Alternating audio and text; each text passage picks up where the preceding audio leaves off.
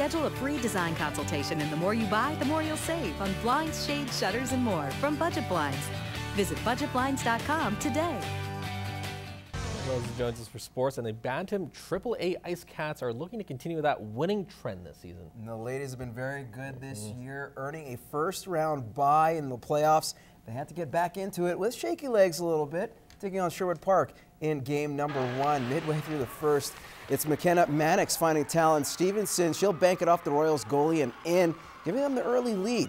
Soon after, Bella McKee will make a great play, flashing the leather, definitely a contender for the Newcap Plays of the Week.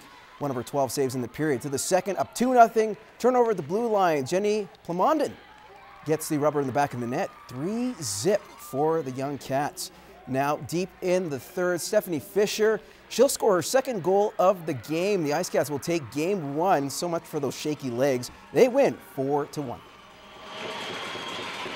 We're just getting pucks in the net, you know, keeping it simple, pucks and players going hard to the net. It's playoff hockey. It doesn't always have to be pretty. We told the girls just, you know, keep driving the net and good things happen. I was expecting it pretty hard because we've been off for like 3 weeks and they've been playing, so I didn't really come in thinking that we were going to just beat them easily. Thought it was going to be a tough game the whole series.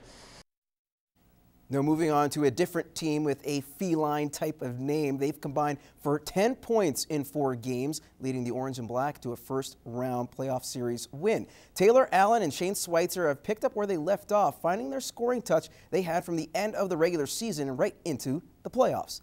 Nairman Issa has more on this offensive duo. Nifty puck handling from defenseman Shane Schweitzer is something we've become accustomed to since the 19-year-old was acquired by the team in January.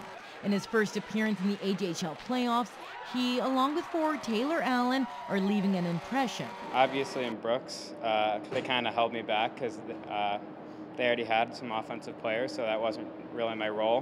When I came here, the chains were kind of lifted off me, and I was kind of freed up a little bit, so I think I got that scoring mojo back, I guess.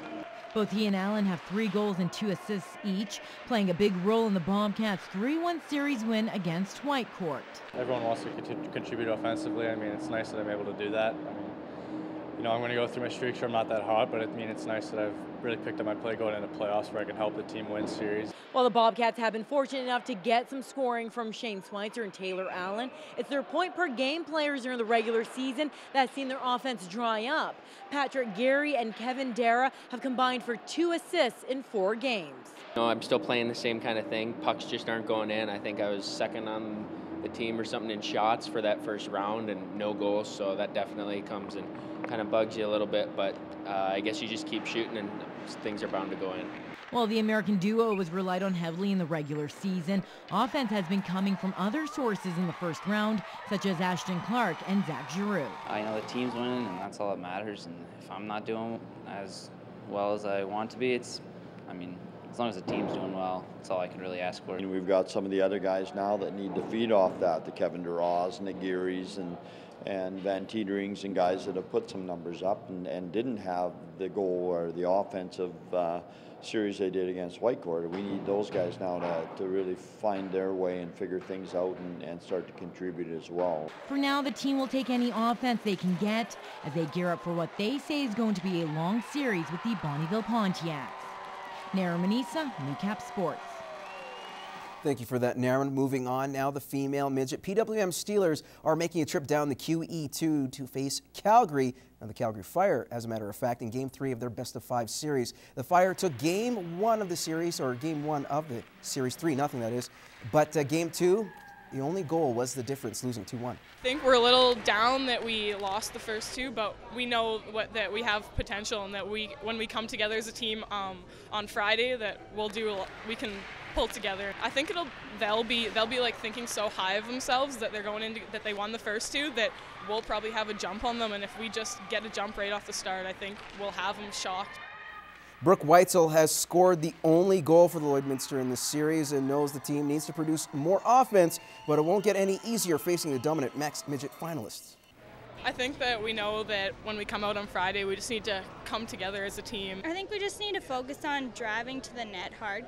We're not going to get fancy goals. They're going to be dirty goals. Like, everyone's got to be crashing the net. They have some good players. They like to take shots from the outside, so you just got to focus on your rebounds, and if you do that, the game's pretty easy.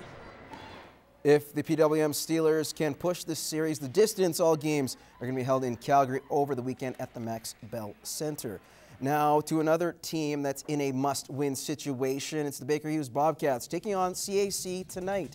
The Cats have lost in a heartbreaker Game 2 and now have to win out to reach the AMHL final. We'll have scores for you tonight on our late night cast. And that is our first look at sports. Gerard Lampeau has your weather details coming up.